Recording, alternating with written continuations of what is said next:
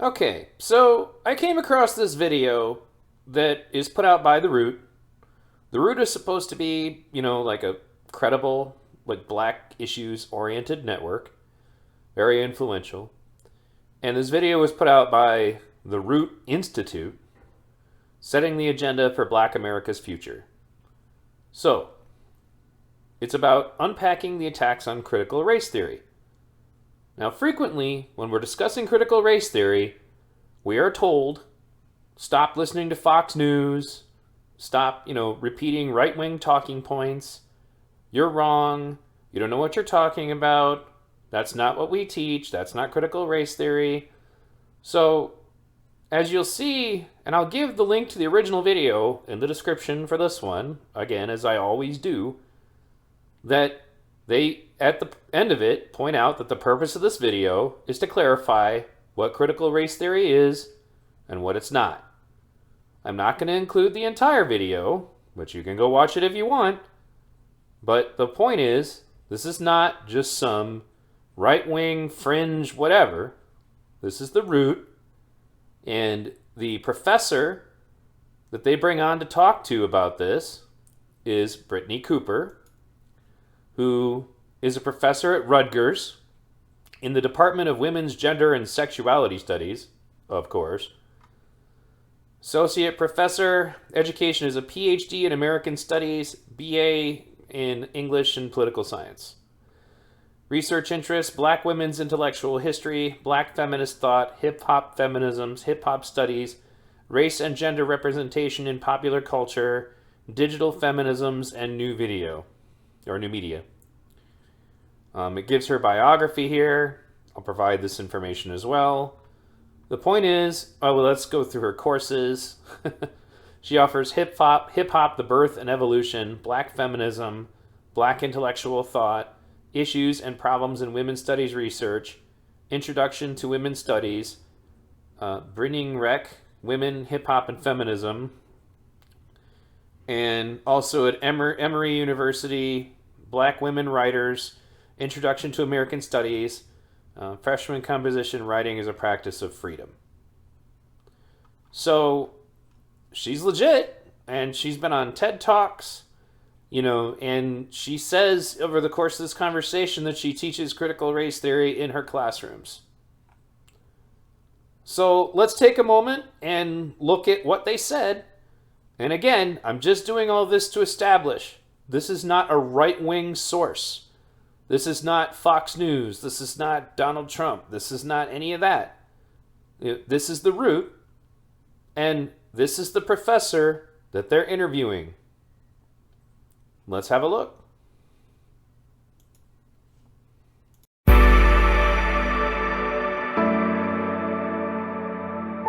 Hello and welcome to today's episode, Classroom in the Root Institute. Today we're going to be talking about critical race theory with one of the preeminent scholars and thinkers in, I was going to say Black America, but in America as a whole, Brittney Cooper, who needs no introduction. Everyone knows Miss Cooper from, her writing, her activism. Miss Cooper, could you give us a background on your understanding and your studies of critical race theory? Yeah, thanks, Michael. It's a pleasure to chop it up with you. You're such an important thinker on these questions, and so I consider that a real treat. And you're also hilarious, and so Thank you. you make me laugh out loud, and you have this amazing ability to break shit down in Twitter feeds in ways that I appreciate. I don't know if we can cuss, but I am a cussing professor, so I'm gonna do my best. In terms of critical race theory, so there's a couple of things to say about it, right? One is that it grows out of a movement in the 1970s of a group of largely white lefty attorneys called critical legal theorists who were like, we need to think about rights discourse, and we need to think about the way that the law is actually shaped by social structures. And so we shouldn't see the law as just like a neutral sort of rule of law thing that is objective and that works the same for everybody. And so critical race theorists led by Derek Bell at Harvard and some other folks, including Kimberly Crenshaw, who was a law student at Harvard at the time, and who we most well know because she created the term intersectionality. They come along with this critique and they say, look, y'all got to be able to talk specifically about race, because isn't it just like the white left to want to have a broad critique of structures, social inequality, class problems, and then not to want to talk about the major elephant in the room, which is race? So the critical race theorists sort of show up in the early 1980s and they say, we need to think about the way that racism affects how the law is practiced. One of the things that's most interesting about Derek Bell is that he says, look, racism is a permanent feature of American life. It is not going away. And I think that that is super interesting because I think it's a question that we should ask ourselves more often. Like, what do we believe about racism? Do we think that it's actually a thing that can be conquered? Do we imagine a world in which it doesn't exist? Or do we do like many critical race theorists and say, this country was built on racism. Racism is going to exist as long as America exists. And so knowing that, then how do we sort of, situate our struggle? And so that is like one of the core questions whenever I, teach critical race theory in my college classroom in particular, that I try to have with students, which is what is their view about what is going to, about what we do about racism? And are they of the more liberal view that we can legislate it away and we can march it away? Or do we think white people gonna just always be like this and our job is to like hold back their ability to do the most harm? Or white people always gonna be like this, and what do we do to prevent them from doing the most harm? So what the theme that you're going to see frequently from this professor kind of proves that the lady from Yale, who I also did a video series on, who went to Yale to just say white people bad this, white people bad that, and I'm fantasizing about shooting them in the head. And you will get some talk about how they need to take out white people in this video. Is that's not a random occurrence, that the lady who gave the talk at Yale was not just some random nut job. That's the communication that's being had behind the scenes by these people, and more in particular, that we are going to say that all white people do X, Y, or Z. All white people participate in X, Y, or Z. That all white people are on the hook for things that happened that other white people may have done. Like this is all just sheer racism. The entire notion that you can suggest that that someone's race is the fundamental determinant of their traits and capacities, etc., etc., etc., is racism. If you were to ever have a conversation wherein you spoke about any other race in this context, it would be understood to be racist. Let's continue. Kids actually can grasp critical race theory because the issue that the right has is that critical race theory is just the proper teaching of American history, right? It's literally saying like, y'all didn't discover America, people were already here, white supremacy is a farce, and you have committed acts of violence in order to make yourselves seem superior. Kids get that, right? And what these folks are really doing is trying to say they actually aren't mad because critical race theory is just a theory. They are mad because critical race theory is an accurate account of American history, and they can't stand up under the weight of what that means for a white supremacist project if we actually begin to have real honest conversations about it. Thank you for introducing where I was going with this subject, is what it would look like if they were actually teaching critical race theory. Because, as you alluded to earlier, one of the things that critical race theory says, first of all, it dismantles the perception of racism that, they try to, the way they try to define racism is like it's a product of hate and animus, and If there's no hate and then there's no animus and white people don't hate black people, then there is no racism. So a white person can necessarily say, I don't feel any animus against you in my heart, so I can't be a racist. And Well, yeah, because if you don't hate someone for their race, you're not a racist. Period. But this is another example of the whole 1984 play on words. They need to change the definition so that we are always guilty of witchcraft, no matter how we plead our case. You know, witchcraft being an analogy, obviously. So you also notice that she said kids could absolutely learn critical race theory. So the notion that supposedly children can't get it, it's all nonsense. They know exactly what they're doing.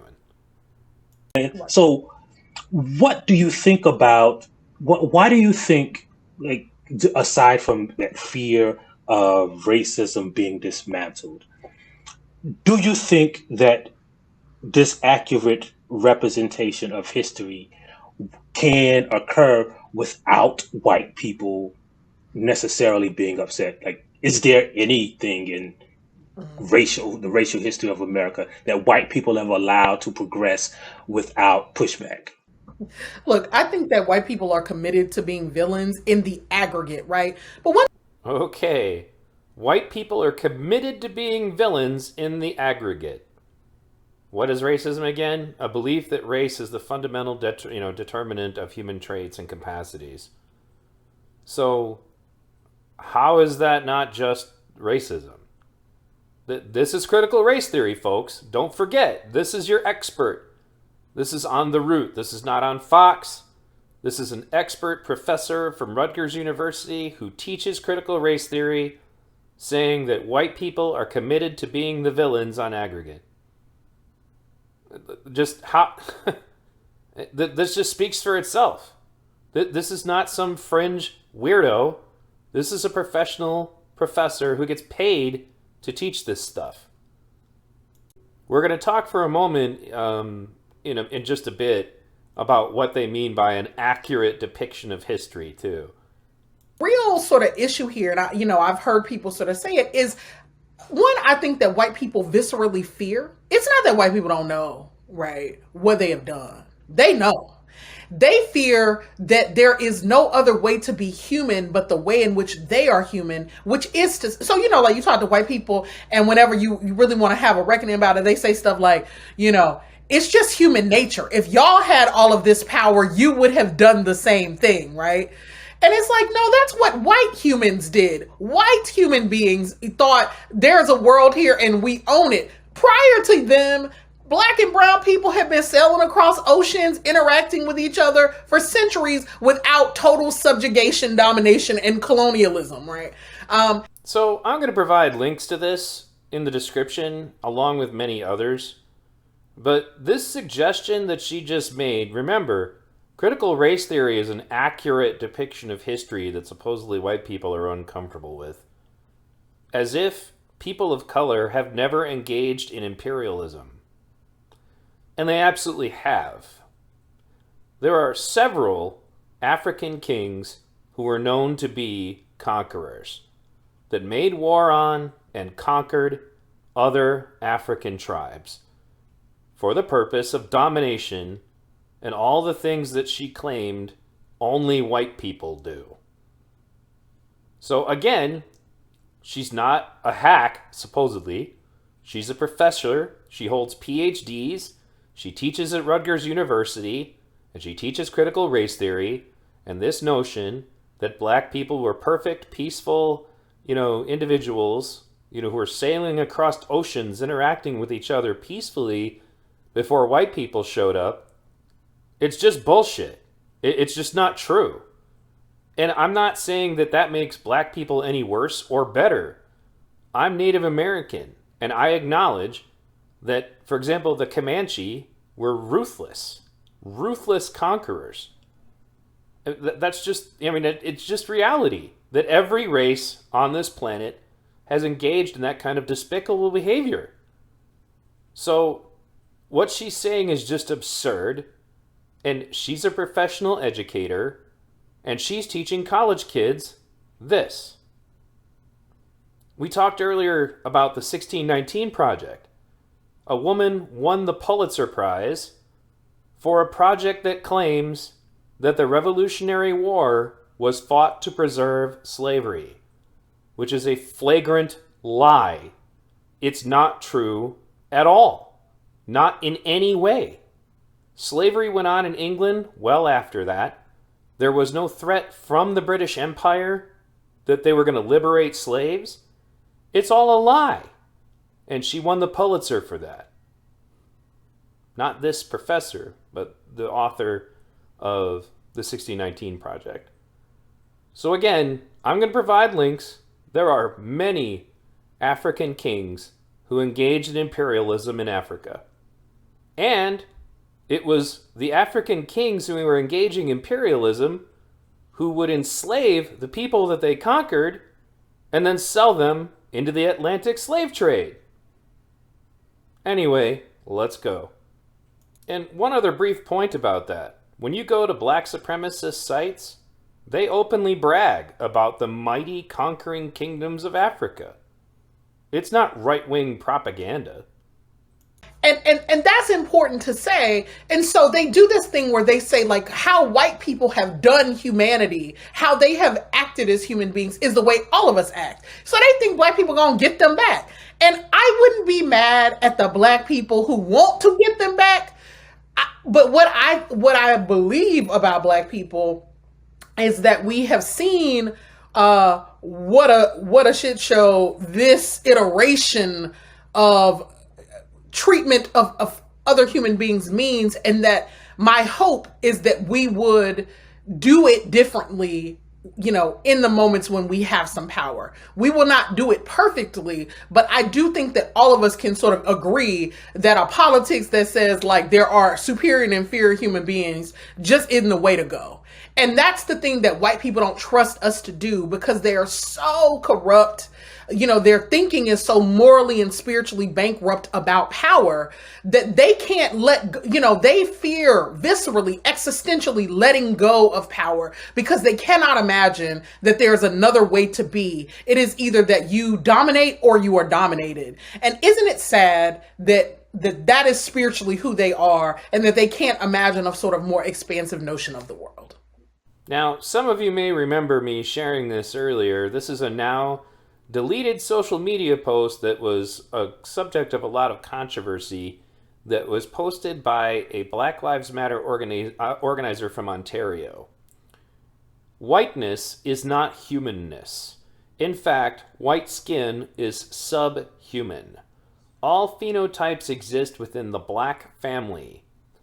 And white people are a genetic defect of blackness.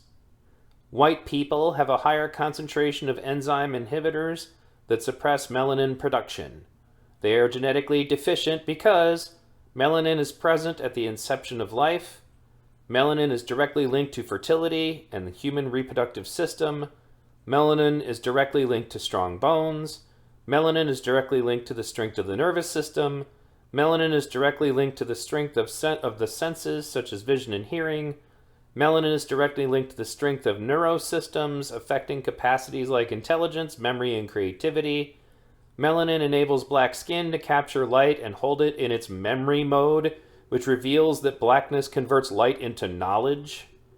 Melanin directly communicates with cosmic energy.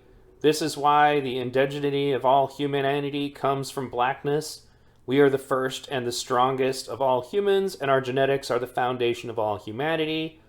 Melanin is essential for the efficient performance of all body natural functions. Therefore, white people are recessive genetic defects. This is factual. White people need white supremacy as a mechanism to protect their survival as a people, because all they can do is produce themselves. Black people, simply through their dominant genes, can literally wipe out the white race if we had the power to. It is why white supremacy as an imperial system thrives. It tries to control, suppresses, and destroys our existence in blackness because we are a threat to the genetic annihilation of white people. Do you ever wonder how black people, after centuries of colonial violence, genocide, and destruction, no matter what systems created to make us extinct, how we keep coming back, it is because we are superhuman. This literally just sounds like a Nazi basically glorifying the Aryan race and talking down about Jews. It literally sounds exactly like that. So when she's and the funny thing is, as this conversation continues, she's kind of careful not to say that white people are inferior directly, but within context of a lot of the other things she says, you get the impression that she acts like white people, just showed up later and were this inferior race to them, and that all great things are actually linked directly to blackness. There is no answer that is sufficient. Like, the thing I want to say to you is we got to take these motherfuckers out. But now, this is taken from my video, What is Racism? From the Taking Words Back series. And this is North Carolina University professor of African American Studies, Dr. Kamau Kambon, on C-SPAN. And I'm going to go out of bounds with what I have to say relative to what we've been talking about, because we understood that we were in a war, and I want to emphasize that to you. We are in a war. I taught on the college level for a number of years at a so-called black college, and I'm down against black colleges. I'm going to tell you straight up, because some of the madness that's going on in these schools. The other thing is that there's only one nigger on the planet. I never use that word. This is the first time I've used it. I don't even think that word, but there's only one nigger on the planet. And the nigger that's on the planet is the one that is destroying the water, the one that's polluting the air, the one that is exploiting people and resources. And the only nigger on the planet is the white man and the white woman. And then finally, I want to say that we need one idea. And we're not thinking about a solution to the problem. We're dealing with all these other things, but these are diversions from the solution to the problem. And we have to start to think about a solution to the problem so that these young brothers and sisters who are here now, who are 15, 16, and 17, are not here 25 years later talking about these same problems. Now, how do I know that the white people know that we are going to come up with a solution to the problem? I know it because they have retina scans, they have what they call racial profiling, DNA banks, and they're monitoring our people to try to prevent the one person from coming up with the one idea. And the one idea is how we are going to exterminate white people, because that, in my estimation, is the only conclusion I have come to. We have to exterminate white people off of the face of the planet to solve this problem. Now, I don't care whether you clap or not, but I'm saying to you that we need to solve this problem because they are going to kill us. And I will leave on that. So we have to just set up our own system and stop playing and get very serious and not be diverted from coming up with a solution to the problem. And the problem on the planet is white people.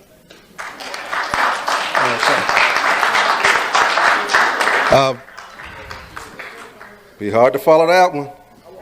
You can get as black as you want. I don't know if you can get that. So a final solution, huh? Where have we heard that language before? But don't forget, supposedly he can't be racist because he doesn't have the power to do those things. That's what I ask in this video, is when does he become racist? Is it when he's talking about these things, or is it when he actually has the power to do these things? When does the transition take place? Is it when they're putting people on trains to cart them off to a concentration camp? Or, and when you think about it, Antifa would attack a white person for saying things like that about black people just on the principle that they're even talking about it. But I covered that in that video. I'll leave a link to that in the the ending cards for this one.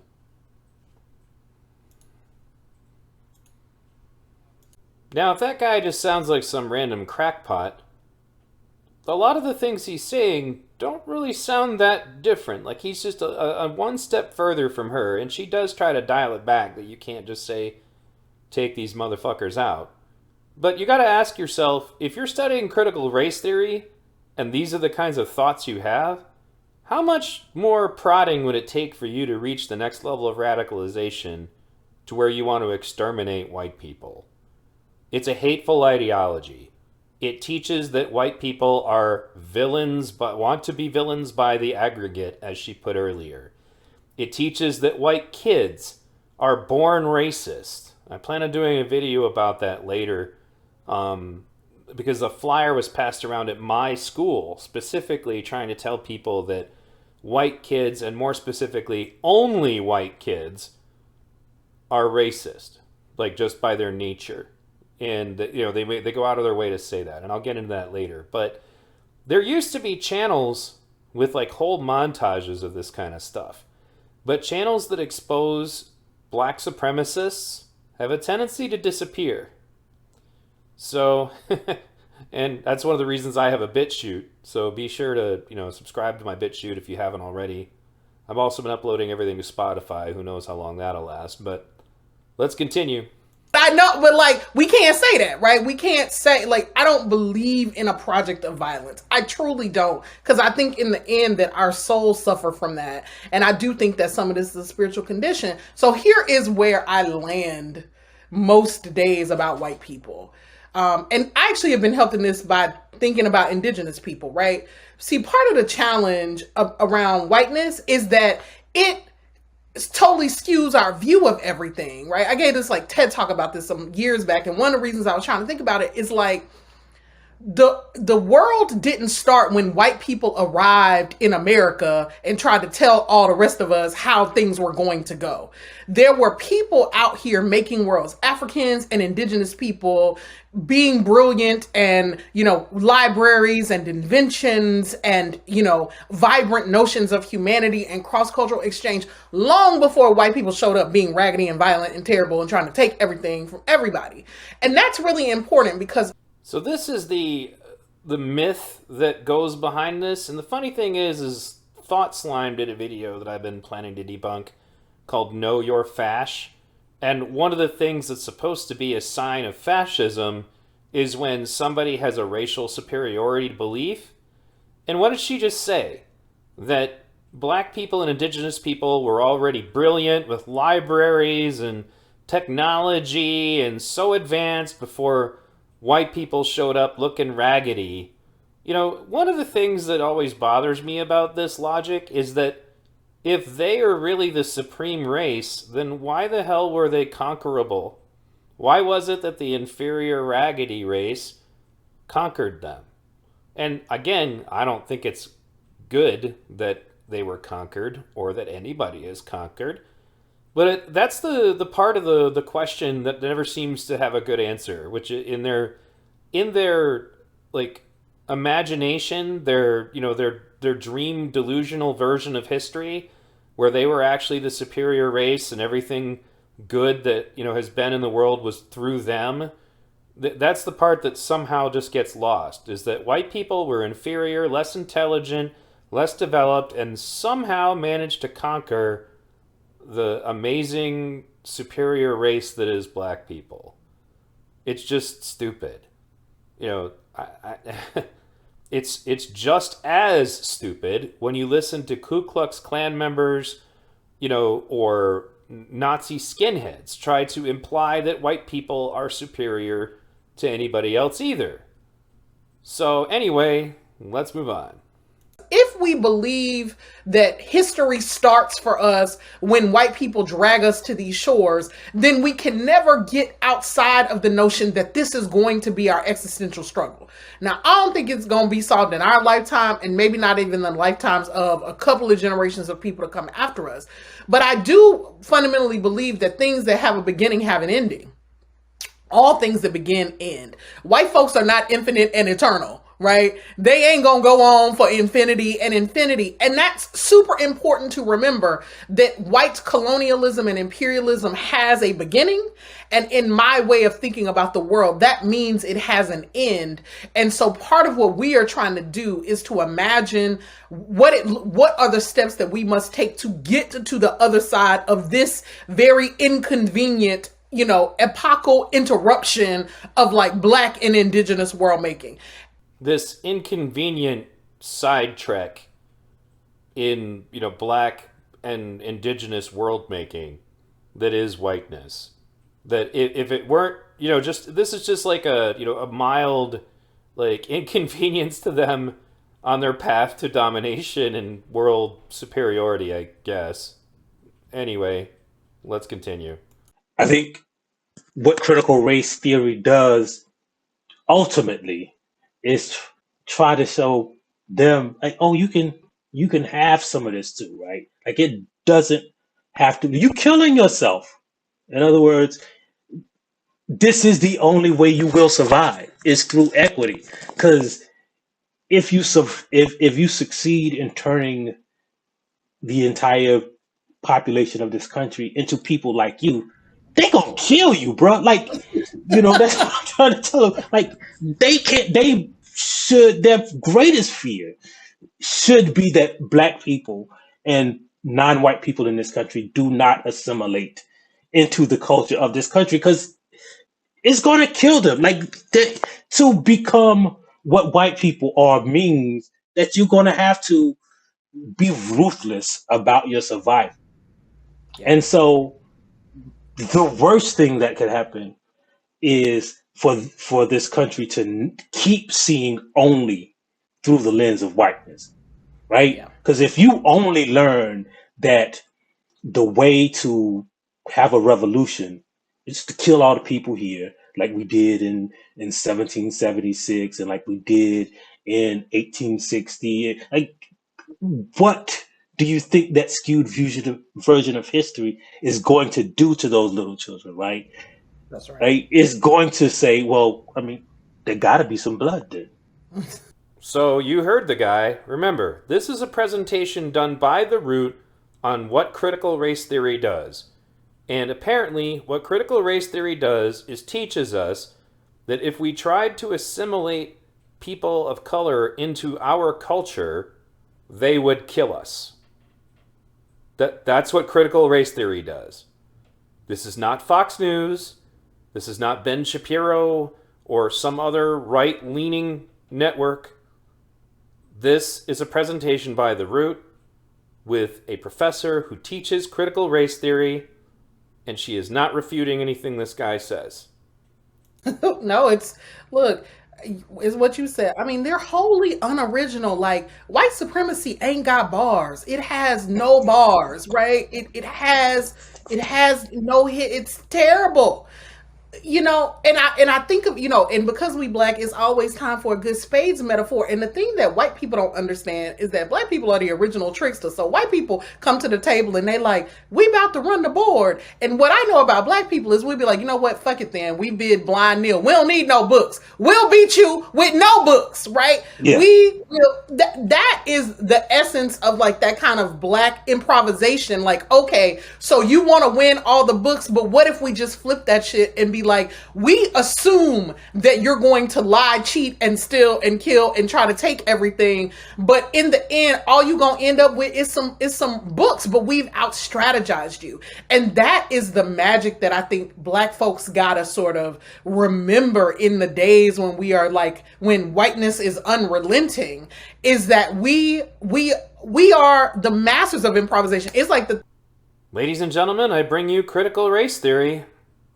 Thing that made me so happy with the TikTok protest against doing dances to like Megan Thee Stallion's new songs, when they were like, we can show you better than we can tell you that y'all be taking our shit, cause we just not gonna dance. We not gonna dance. And when Black people didn't dance, there were no dances, not any worth talking about anyway. And so there is like this brilliance where Black people can sometimes just refuse, this brilliance where we can flip a thing on its head.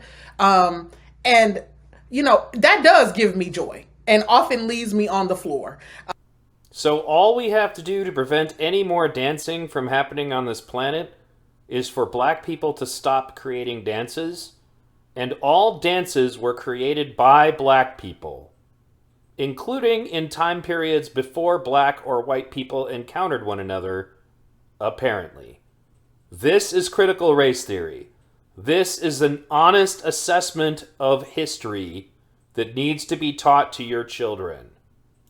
That when it comes to critical race theory and all the other stuff, I think, first of all, I think they probably taught more people critical race theory than like, the end result is more people, a lot of white people, a bunch of white people didn't know that weren't learning real history.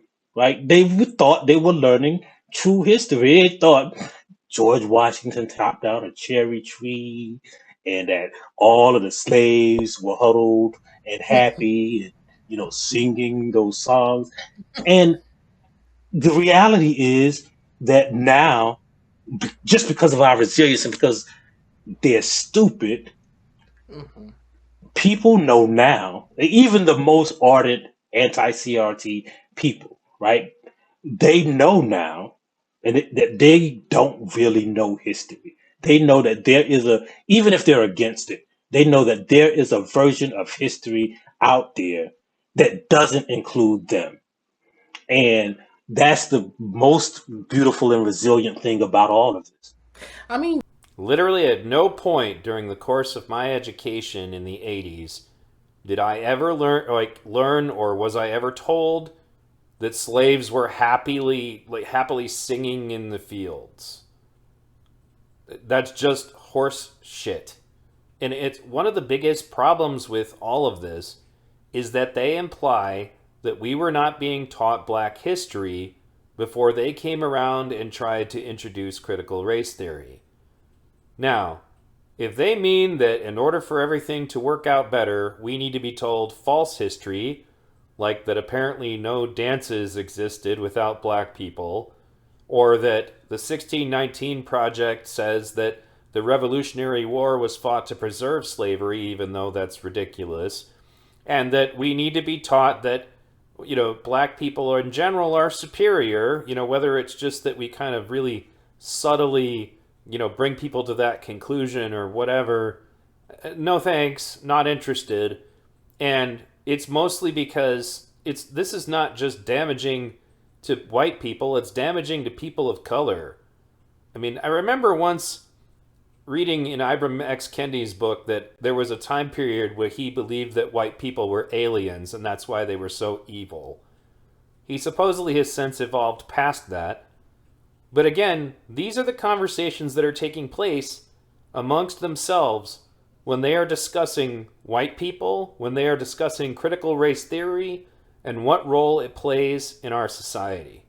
yeah. I mean, look, in the end, white supremacy is the most ridiculous theory of race that ever existed to begin with, and that's really all that a critical theory of race suggests.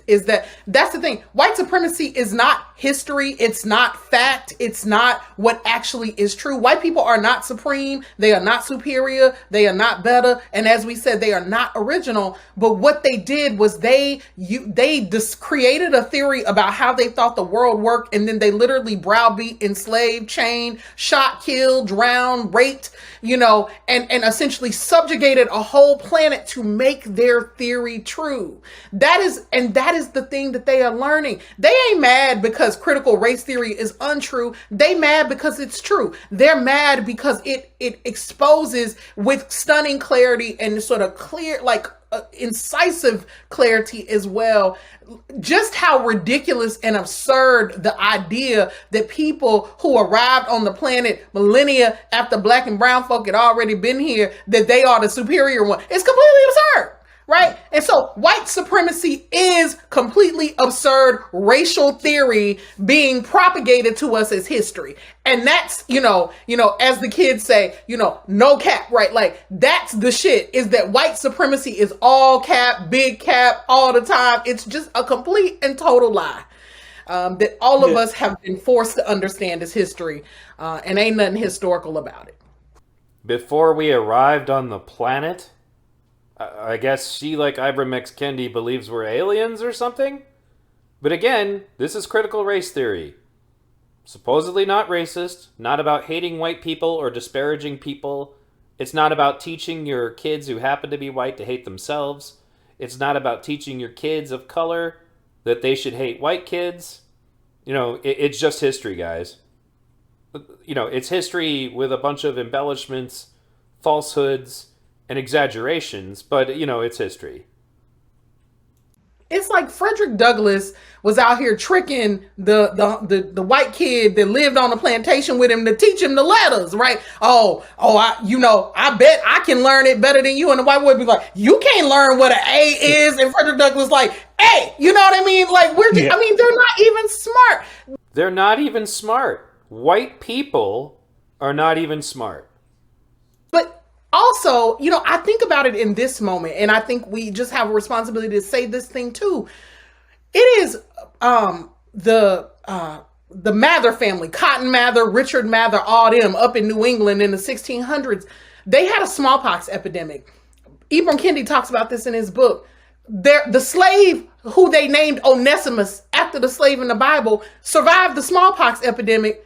And so one of the Mather dudes comes to him and says, I heard that you got like a secret way of surviving smallpox, right? And he's like, oh yeah, back in my village, we used to inoculate people by making a little cut in the skin and giving people a little bit of dip of the virus of the infection, and then they would build up immunity. We introduced inoculation to this country. We introduced the concept of vaccination to the New Englanders who were being taken out by their own diseases. And so it is so amazing to me that we have arrived at a moment where Black people are like, we gonna get on board with vaccine skepticism. No. Critical race theory tells you in its proper account of history that our own people, because, and then, I think it was Richard Mather, he says to Onesimus, like, well, where did you learn this? And, Onesimus said, oh, we've been doing that for hundreds of years. Like, it wasn't even no. It was old science and old medicine. Our people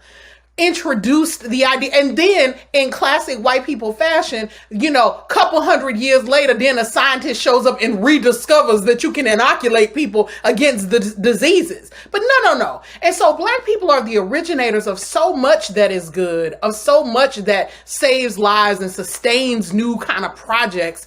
And that is the thing we got to know, even as we sort of engage these folks, that they ain't giving us medicine and science they invented, we invented it. And if critical race theory can do anything for Black people, it can help us to reclaim our own heritage, our own power, our own sense of the ways that our life-giving strategies have sustained this project that has been so unworthy of us. And that's why white people are afraid of us until they need us. So I'll drop a link to this in the description, but I did some research into her claims here, and the concept of inoculation actually comes from early China. So it wasn't white people and it wasn't Black people either. But there's a difference between inoculation and vaccines. There was a white inventor who, I guess, created the concept of what a vaccine is, and vaccines are safer than inoculation. Just like dabbing a little bit of somebody's diseased skin or whatever and then exposing it to your own blood can theoretically expose you to a tiny amount of the disease and then inoculate you, but the risk of killing you is much higher than actually just getting a real vaccine. What irritates me about this is not that that there's some, I'm not offended, if a Black person came up with vaccines or whatever. It's just that they're lying. It's just not true. If Chinese medicine has always been fantastic, and they have a lot of different, remedies for things even now. But the point is that I don't want to have to decide, because, let me clarify. When you look at things through the lens that Black people, by virtue of being Black, did this, innovated this, created this, and that white people, because they're white, could not do this or invent this or understand this. This is the core, totally racist thought that they're spreading.